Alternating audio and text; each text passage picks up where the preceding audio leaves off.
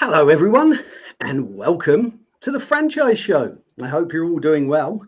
This is the show where we get under the hat of some of the most important topics in franchising. So, what do we do each week? Each week, we have a lovely discussion with two fantastic guests, and this week is no exception to that. We have two lovely guests, and we take a different topic as well. So, each week we have a topic and we have a bit of a deep delve into that topic. But it's not just about the three of us on the screen having a conversation. It's very much about our community having a conversation. That's why it's live. Well, it is live if you're listening to it between about 5:15 GMT and about 6 o'clock. If you're listening in the future, of course, it's not. But it is if you are. So if you're here, please put in a comment and we will bring that up on the screen and recognize you, because your comments really do drive our conversation. So looking forward to seeing who's here today. So what is our topic? Our topic today is franchise consistency. Now, I'm glad it wasn't last week, because last week I did this at a different time.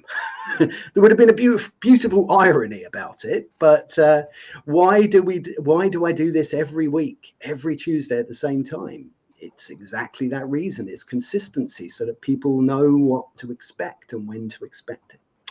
So without further ado, I'd love to introduce our wonderful guests, who I'm sure you know. I'm going to start with the wonderful Penny Hopkinson, who has written a wonderful book that I have right here. And let's see if it's the right way round today. Is it the right way round? It is. But I am also going to put up Penny's lovely little QR code on the screen. So welcome to the Franchise Show, Penny, as a returning guest, first of all. Hello, everybody. It's absolutely wonderful to have you all here. I can see that I've got a lot of franchise friends on my to write on the comments. So very much looking forward to hearing your questions. Consistency. I love Aristotle's saying, "We are what we repeatedly do. Excellence then is not an act, but a habit." So the more you do, the more consistent you become. Fantastic. A great introduction, and I like that quote. It's one of those ones that I'm going to be writing down as well. So I write down a lot, not before these shows, as you probably know, but I certainly do during these shows, because I learn a huge amount from the wonderful people that are here. So I'd now like to introduce returning guest, supporter of the show, and a wonderful chap, Nik Plevan, who joins us. Looks like from sunny climes there, Nik. You're on holiday again, aren't you? Yeah, I'm sorry about that. I am on holiday again, and I'm from sunny Croatia. Very good. Thank you very much for having me today.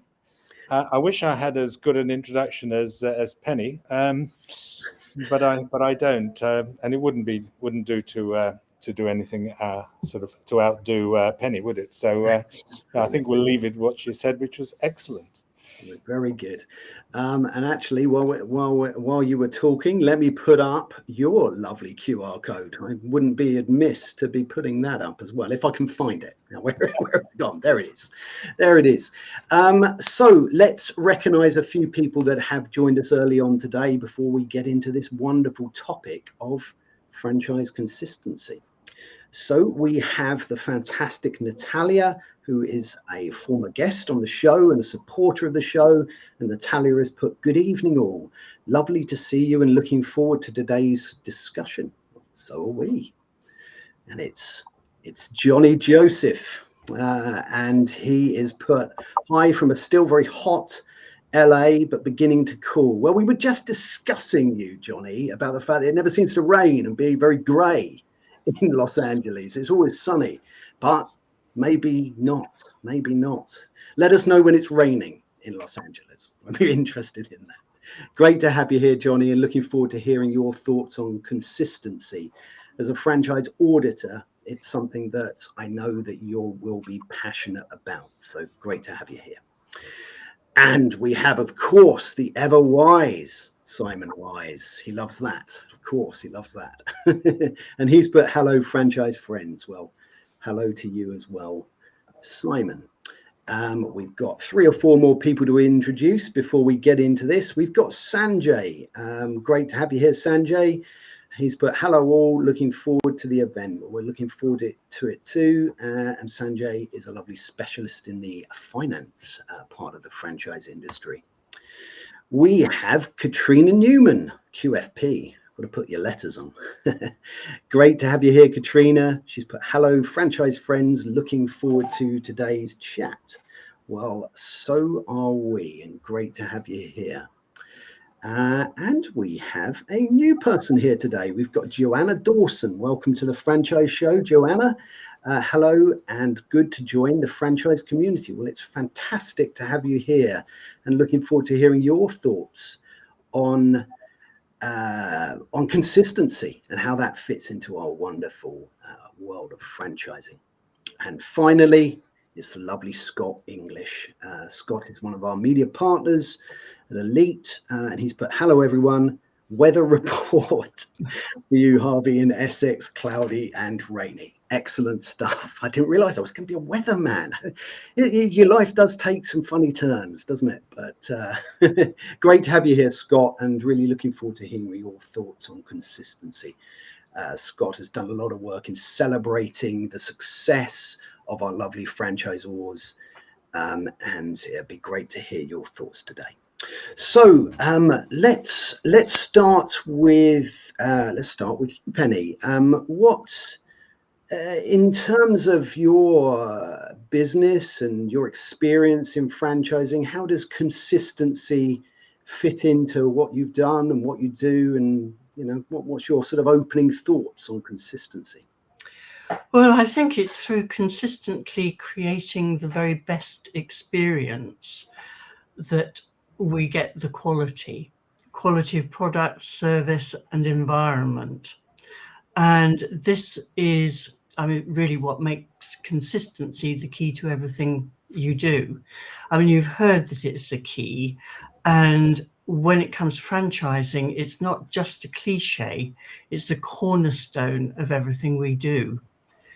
From the way that we greet customers to the way that our products and services are delivered, consistency shapes the reputation of our brand, and more importantly, how our customers feel about us.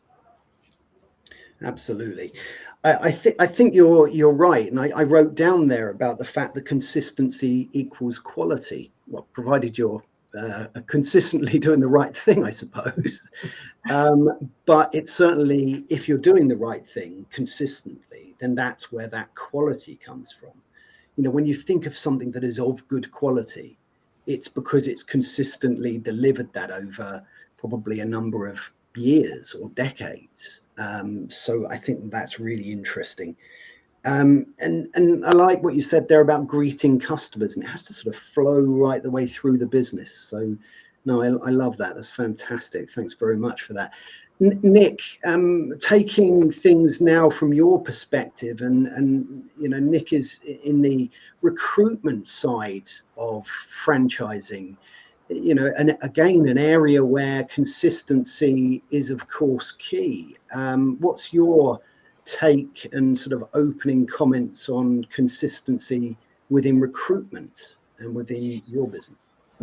Well, I've been thinking of where did consistency really start to become really important in what I do, and actually I can go back to about 8 years ago, and I got my first large customer that was a multiple franchise owner in a coffee chain, and they'd been using CVs to screen people for interview and recruit them, and their staff turnover was 35%. Once they started understanding that actually consistency in recruitment comes down to the personality of the individual, because if you recruit people according to their personality, that you can be fairly predictive in the way they'll respond to various scenarios and situations. And if you then add the sort of things that Penny talks about, which is presumably to do with things like the training and the processes that people go through, then you can almost guarantee that there will be a consistent performance vis-a-vis customers. Fantastic. No, that's a great introduction to how consistency fits into two really key elements to our franchise businesses.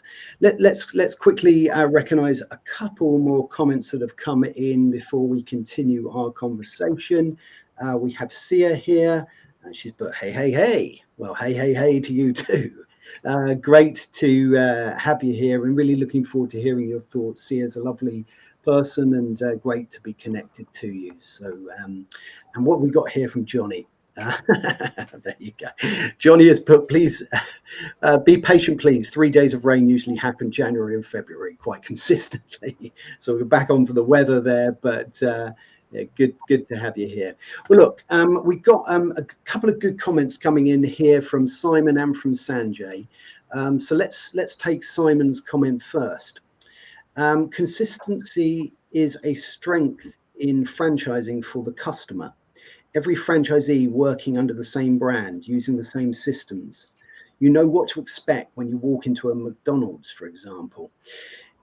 Penny, perhaps you can take this comment here from Simon, because we're talking about the systems, and an ops manual is certainly one of those systems. What do you make of that comment? That is absolutely true, and of course, to be a dominant brand, consistency is the essence of everything. We all know when we go into our favorite coffee shop, or maybe it's a McDonald's, it's the consistency of every element that makes the experience memorable. Sometimes more memorable than others. I think Nik and I had a conversation the other day about going into your usual coffee shop and finding the person who serves the wonderful coffee with a smile regrettably absent. And that actually makes you stop short and think, well, do I really want to go back there again? So that is all part of the process. But I think one of the problems that we have in a franchise network is that the training is not necessarily consistent across the network, because some trainers will be better than others, and therefore you're going to get variations. The other thing is that you're dealing, and I know I said this hundreds of times, it depends on the generations, because young millennials and Generation Z will work and learn differently from somebody like me, who unfortunately is a baby boomer.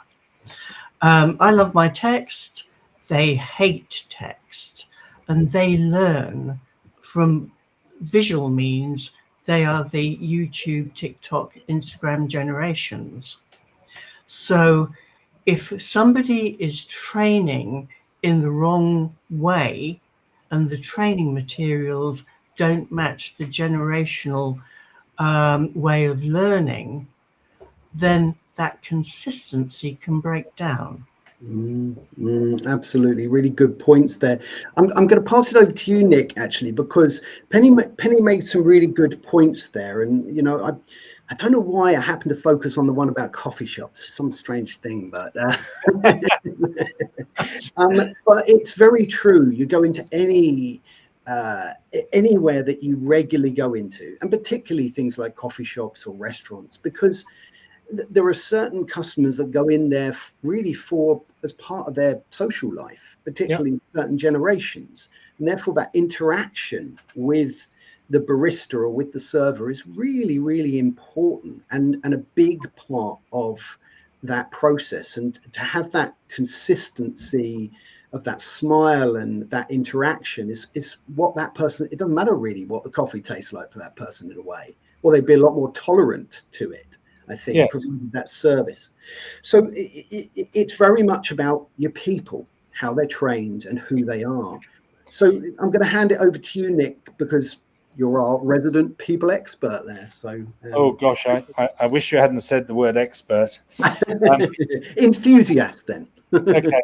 Well, the thing that I find people often don't sort of fully grasp is that you can tell how people will behave in a number of situations if you know what their personality traits are. They say, well, maybe he's having a bad day. Well, maybe he is having a bad day, but people with a particular personality trait, they would overlook that and they would carry on performing to the way they should. Whereas if you get the wrong personality trait, then they will in fact be sort of affected by maybe something that's happened earlier on, and they'll behave inappropriately. So doing the recruitment according to personality is really key when you want to deliver top customer service and predictable customer service for the reasons just explained.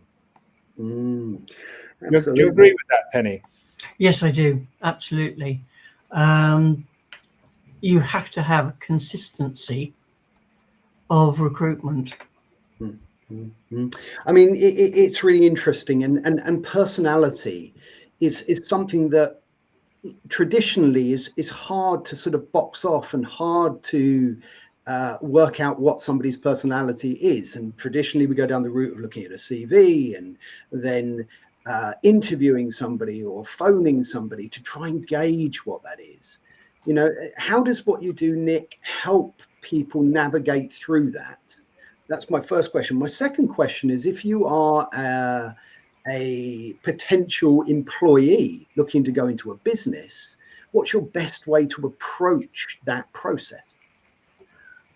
Well, taking the second one first, I always think the best way to approach anything in life really is to be honest and to answer the questionnaires totally honestly, because you don't actually know what it is that the company is looking for.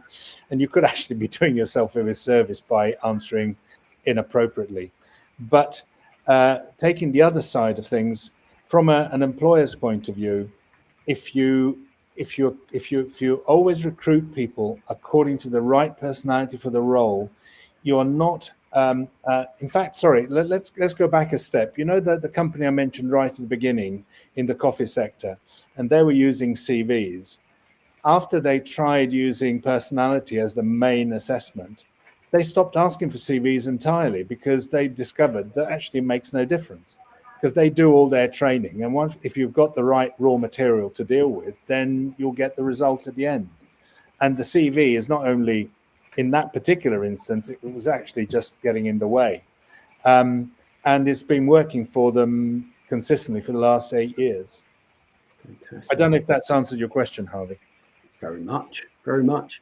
Sometimes on this show, it's actually about posing a question rather than necessarily always answering it. So it's just great to have these discussions. And I think that's very true. And it's very interesting to understand those personality traits and how we can get those right for our businesses.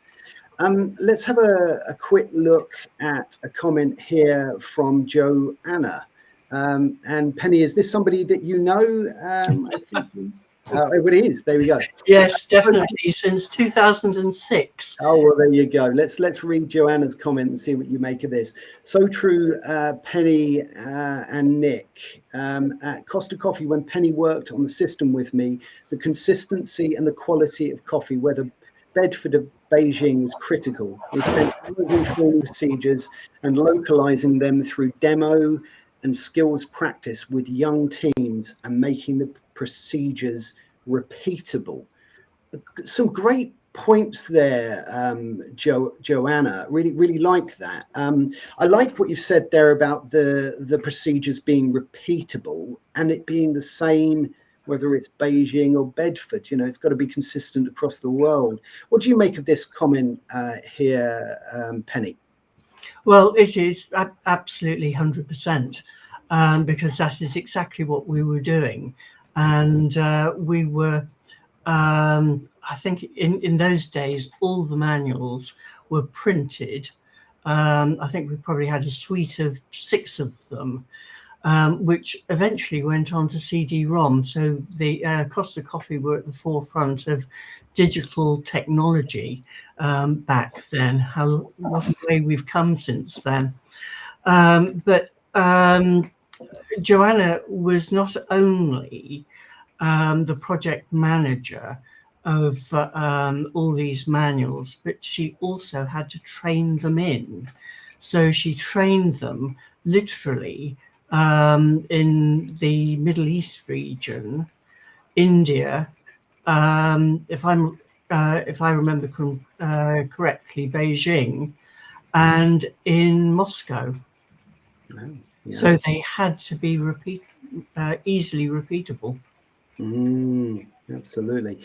I'm going to pick up another point that Joanna made there about younger people in this process. And I think that this is a good thing to talk to both of you about how we engage younger people in franchising and how we keep young people consistently doing what they need to do within a business. I'm going to start with yourself, Nik. How do young people sort of fit into that recruitment process, and how do you keep that consistency when you're dealing with that generation? Well, we haven't really noticed any particular issues with young people with our questionnaires. We try and keep them as short as possible to keep people in the process. And also, of course, we make sure that our system is accessible on a mobile. So those 2 things are quite crucial. And I suppose one of the ways that we ensure that everything is kept short is that we only assess those particular soft skills that are crucial for the role. So our questionnaires are usually only about 40 to 50 questions, which take less than 10 minutes to complete. And that usually doesn't cause any issues. Oh, fantastic. And Penny, how do we make our ops manuals appeal to this younger generation? I mean, we've got to be doing things that are a bit more interactive, maybe experimenting with things like TikTok or social media, or at least making the manual come to life. And what do you think about that? I think the first thing you do is you reinvent the operations manual as a knowledge sharing environment, because today something like 30% of the global workforce are under 30. And as you quite rightly said, they're the TikTok, YouTube, Instagram generation. They have, and I've said this before, they have the attention span of a gnat, because they're not trained on lots of text like we were. I always like to see how to do something, some instructions in writing. I fall to pieces when I see diagrams and all that kind of thing.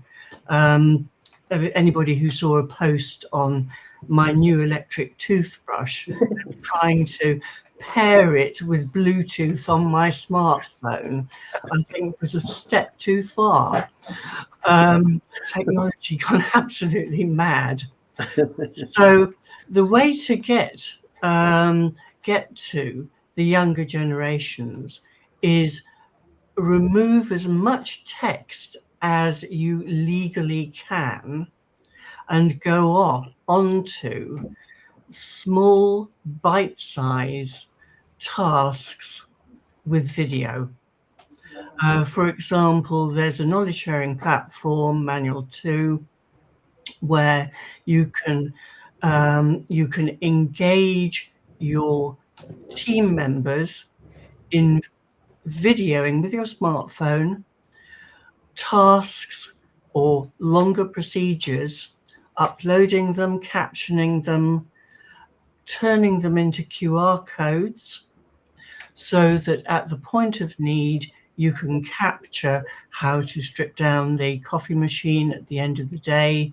If the barista is new and just needs to go refresh the steps necessary, so he just points the smartphone, captures the QR code, sees the steps in his native language because it automatically translates it or hears it, and then the steps are replicated absolutely perfectly, first time, every time.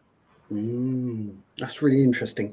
And I love the word knowledge share as well. I mean, it's a very powerful word and such an important message to get out about changing it from this immovable piece of text to something that is about sharing knowledge and is about empowering people that work in the business for that consistency and greater good for everybody as well. So really powerful stuff.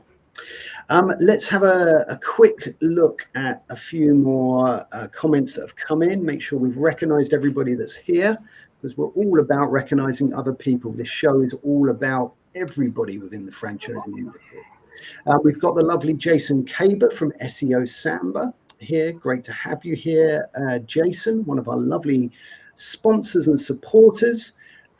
We have Donald Cohen here. It's always lovely to see you, Don. Great to have you here. You've taught me everything I know about LinkedIn Live. So if you like what I do, connect with Don. He's a thoroughly nice chap and knows his stuff.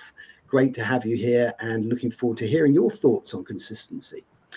Let's have a look at a couple of things. We've got a quick one here from Katrina.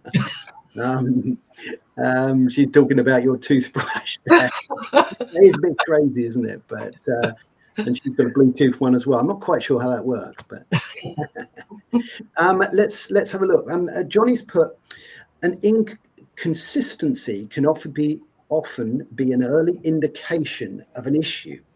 We need to pay attention when an inconsistency is noted.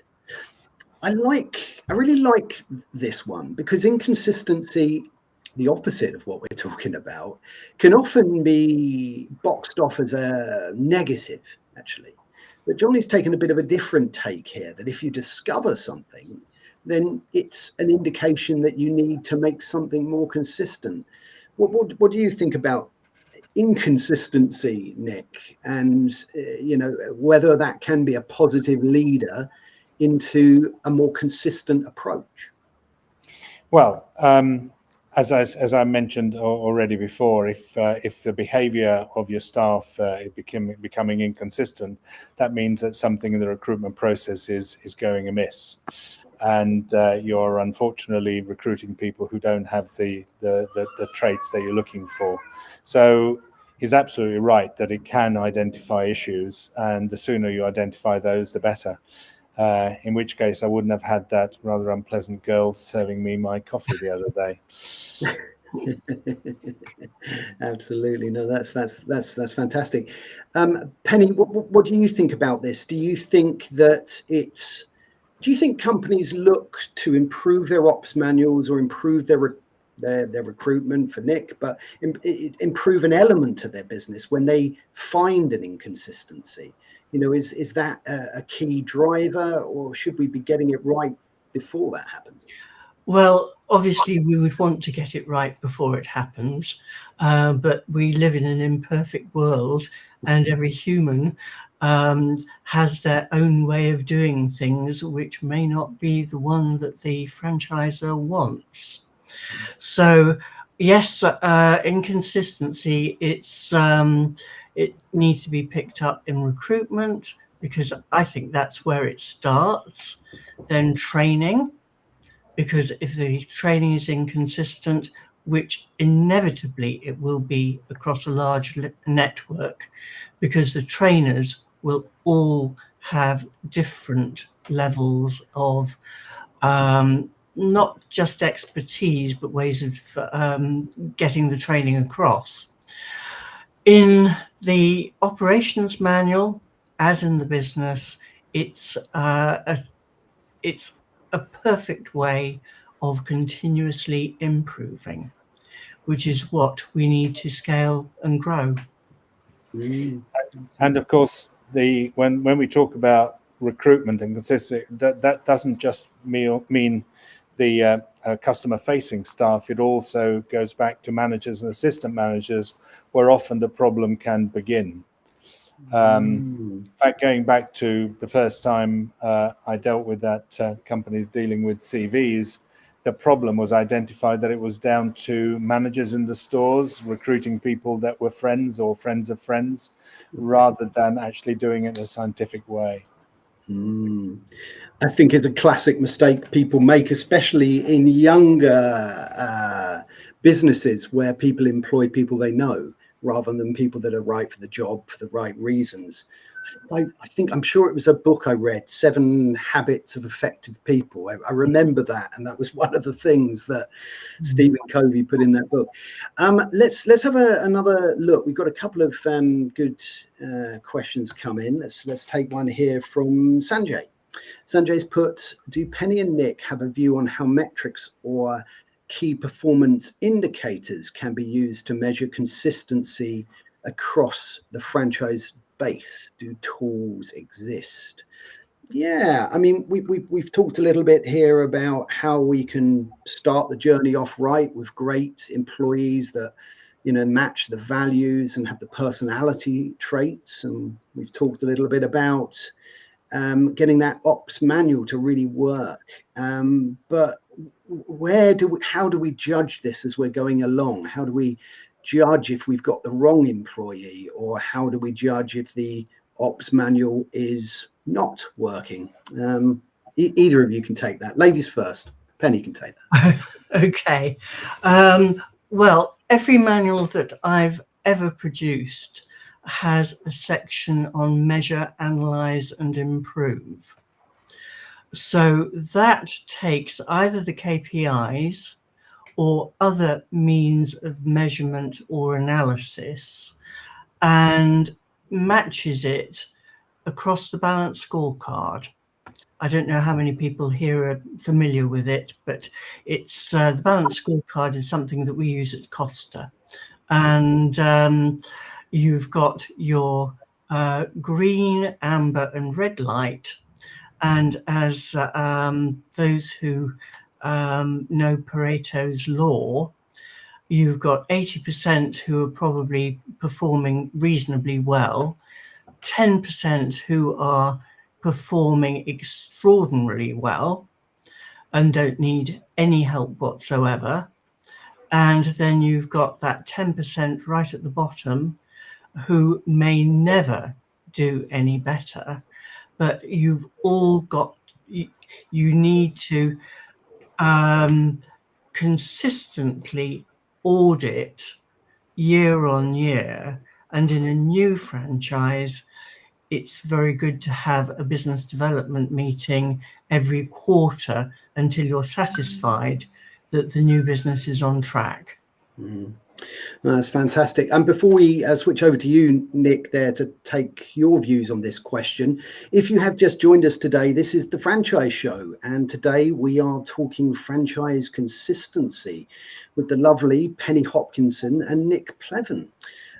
So if you would like to sponsor our lovely show, there are a few places left, and we're going to start to run a waiting list for this soon. So you can scan the lovely QR code that seems to resemble me for some reason, and that's on the right-hand side of your screen. So please do that if you wish. Let's put this question back up on here. And Nik, what's your take on this one? Well, if I can take it from where the metrics have been assessed with Penny, what we can do is we can modify the assessment software to improve the recruitment against the traits that have been identified as being important. If someone is potentially, if we're getting reliably inferior performance, then we can just move the goalpost slightly to recruit people who exhibit more of the required traits and less of the ones that potentially are causing the issue. So it is a constant, it's a process of constantly refining the model to assess the right people for the business. And it's something we've done quite frequently with our clients, that we revisit it every few months and make minor modifications. Fantastic. That's a great question there, Sanjay. Thanks for putting that question up. I'm really interested in both your thoughts on that. I think it was really valuable. Let's have a look at a question here from Joanna. Joanna has put, engagement in training young people. Bite-sized videos are good for procedures like the ones you use on YouTube when you want to understand how to clean the lime scale from your shower screen. They live in the chalky Chilterns. Yeah, I think they are good for processes, these videos. Penny, do they work for every element of an ops manual, a video, or do we still have to have some written text? I think yes, I think you still have to have some written text. What I do is every operations manual that is created from scratch or needs to be vastly updated, I create a structure and contents to a detailed level. I believe that without a skeleton, the rest of the body doesn't exist. So you create the skeleton, you can then identify which processes, which tasks are visual, and those that literally cannot be made visual. They have to be text-based. And the ones that are text-based are when you're introducing a section of the manual, and you're explaining why, what, and when these procedures will be carried out. For example, marketing and promotion. So you might be talking about brand guidelines to begin with. So you need to explain the what, where, how, why, and when. Then key responsibilities, because it may be that there's a marketing levy and the franchisor is responsible for administering it and showing the franchise network that it's being done to their satisfaction, basically. Mm-hmm. And that's something that, again, has to be written. Measure, analyze, and improve. That needs to be written down. You cannot visualize what needs to be considered. You may be able to show how you conduct part of an audit, but that would be supplementary to it.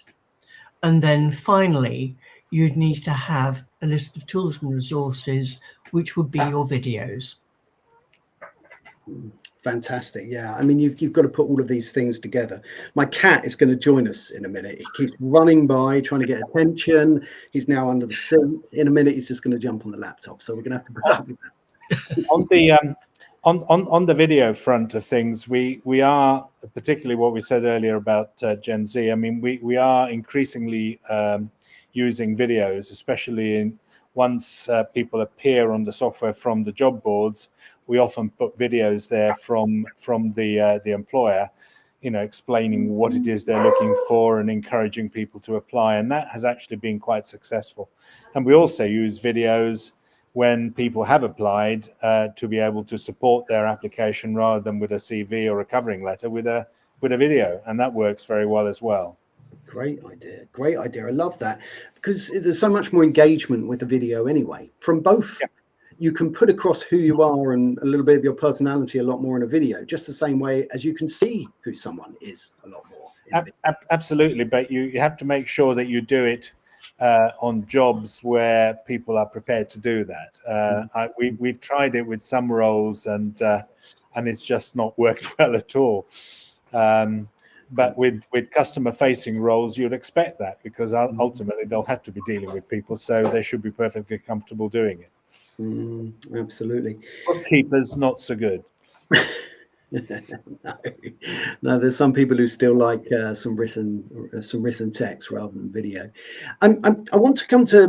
We always have limited time on these things, and I know I could go on listening to you both and talking with our wonderful community for hours, but you all have places to go. But a couple of things I would really like to conclude with as we get towards the end is. And I'll start with you, Penny, when we're talking about ops manuals. If you're a franchisor or if you're a entrepreneur and you're really looking at trying to get your manual right, what are your basic steps when you're putting that together, apart from obviously coming to talk to the lovely Penny Hopkinson? And actually, while you're talking, I will make sure your QR code is beautifully up on the screen. But yes, what are those important steps, basic steps for a franchisor to take? Okay, so this is very simply explained in my book, Manual Magic. Thank you, Harvey. Basically, you start by looking at what IP you have. If you categorize your IP according to a very basic structure of categories, which are an introduction, which is all about introducing the franchise to the new franchisee. Then you have a section on people, marketing and promotion, day-to-day operating requirements, and development, growth, and profit. So you open folders, pop your IP into the appropriate one, and then start building up a structure and contents. So you have sections under each of those categories, and you build up the topics under those sections, and hopefully you will go over to video to visualize those sections. Fantastic. Then of course, once you've got the content, you will probably need to have it edited to a final draft, and it has to be consistent. Your viewpoint has to all be the same, particularly in a large franchise when you've got a reasonably large team, as we did at Costa, and they are the experts. It is really important that you employ the talent of your experts, and somebody may well need to professionally edit the final result. Fantastic. A beautifully concise description of at least where you need to start when you're looking at your ops manual, and conveniently that lovely QR code does take you to a place where you could start that. So please scan that if you're looking at all things ops manuals. I'm going to put the same question now to you, Nik. When people are looking at their recruitment and they're looking to try and get that right, again, apart from talking to the lovely Nik, what's the process that people go through as franchisors and as employers, or even franchisees, because we're still employing people as franchisees? What's the process that you take people through? Well, the way we do it is we talk to them about the sort of traits that people are looking to have exhibited by their employees. And rather than simply asking it like that, we usually give them out about 20 cards. Each one has a particular factor, a particular personality trait. And we ask them to consider which ones are important, which ones are less important. Invariably, they'll end up with 20. And we say, no, you can't have that. You've got to have the ones that are really important. And eventually we get down to about 8 or 10. And that means that they will have thought this through. They will have looked at all the traits and they've identified the ones that are absolutely critical performance in that particular role. And once we do that, we often then also pass that through a sort of an exercise where we benchmark the people in the business who are existing performers and identify how well that's predicting performance. And eventually we come down to the specific mixture of traits that works for that particular organization. It doesn't actually take as long as you might think, maybe a couple of weeks. But once they've got that, then they've got a really good benchmark for the sort of traits that work in that business for that particular role. Of course, if you've got more than one role, you do it 2 or 3 times until you do it for every role in the business. Fantastic. It must make it a much easier process once you've got this all in place. It's a much more automated thing, and putting out those adverts and attracting the right people becomes an easier process because it's automated. But the one thing I would say is that we do not take automation to an extreme, because ultimately we're talking about people. And I do get extremely frustrated with people talking about AI and what it can and can't do, especially when you learn that there is now AI that will create your CV for you. And if you've got a system that reads CVs for you with AI, then you've got AI reading a CV that's been written by AI. And well, that's when you need a video to get through the nonsense, isn't it? It just does. So we take automation so far, but no further, because ultimately, as I said, we're dealing with people. I think that's really interesting, and we are coming towards the end, but it's really interesting because I think you're absolutely right. In terms of automation, in terms of AI, it's about where you use it, when you use it, and how you use it. And I think you're absolutely right. In recruitment, you've got to be very careful with where you put that in and how it's used, because you're dealing with people. But moving it across to you, Penny, for AI, I think that possibly it does, or automation does perhaps fit into the ops manuals a little better, does it? AI is very interesting because it can give you a starting point from a blank page. I did a little experiment with ChatGPT about 4 or 5 months ago, and created a chat bot that would create SOPs. So standard operating procedures. How would you do those? I fed it lots of information, and now it will tell me what I need to consider in my framework. I think as long as it's been fed the right information, and if as a franchisor it's only looking at that ops manual, and it's very much assisted by people who really understand the nuances of things, then it has a place, just like spell check or or word predictability has. These are tools, aren't they?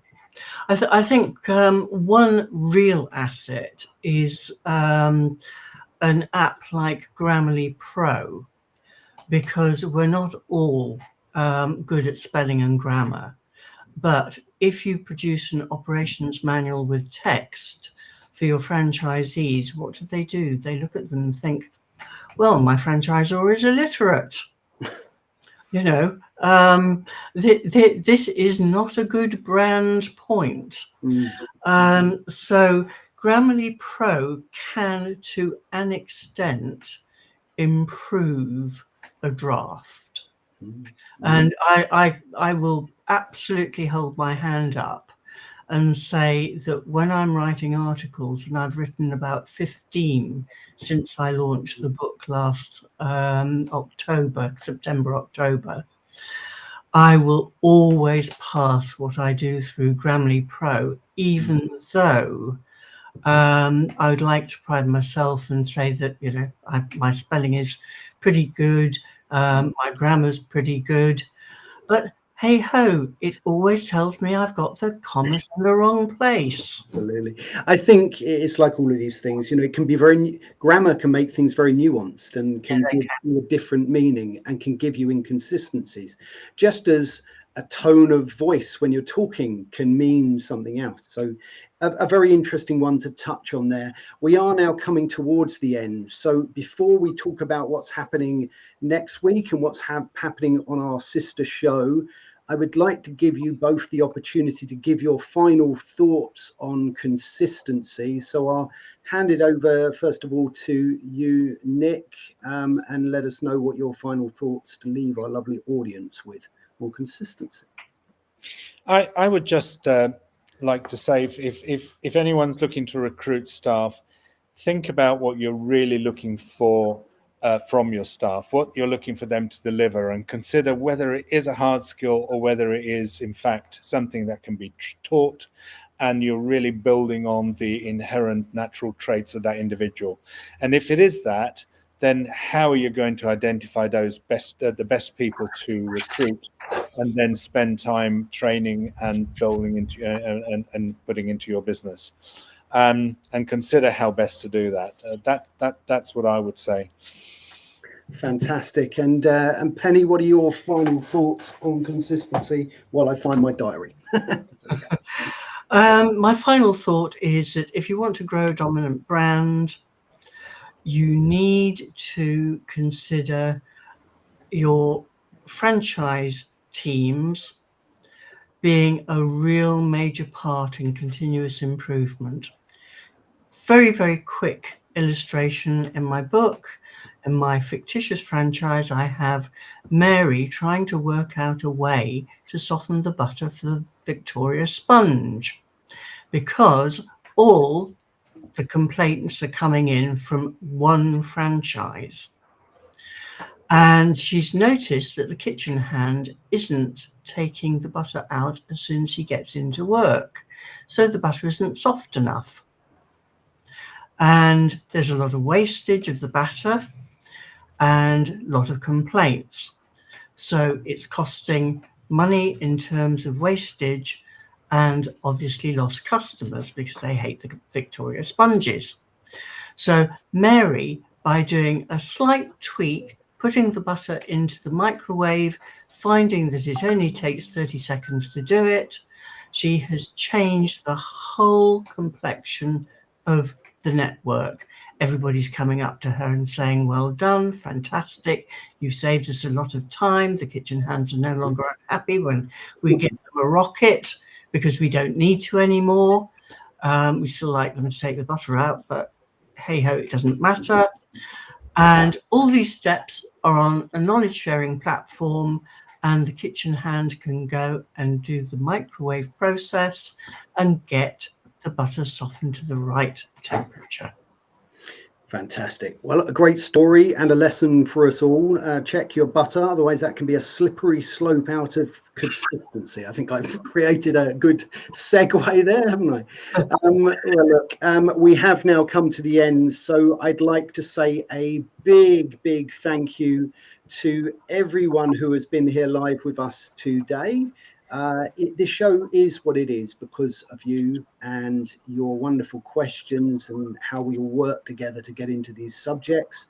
And of course, I'd like to thank our wonderful supporters and fantastic guests today, Penny Hopkinson and Nik Plevan. Thank you both for being guests again. I'm looking forward to the next time. So what do we got coming up this week? On Thursday, we have our lovely sister show, Franchising Brand Stories. And this week we are talking to Petra Foster and Jessica Campbell of Prosperity Housing. So that's 5:15 GMT this Thursday, the 12th of September. So looking forward to that one. Please join us for that. Next week on the Franchise Show, we have the lovely Michelle Lecon from SEO Samba, and he's going to be talking all about search engine optimization, marketing on a national and local front. It's going to be an important and a fascinating conversation, so please join us for that. And that will be Tuesday, the 17th of September, 5:15 GMT, 12:15 EST. So until next time, my lovely friends, have a very good week and take good care.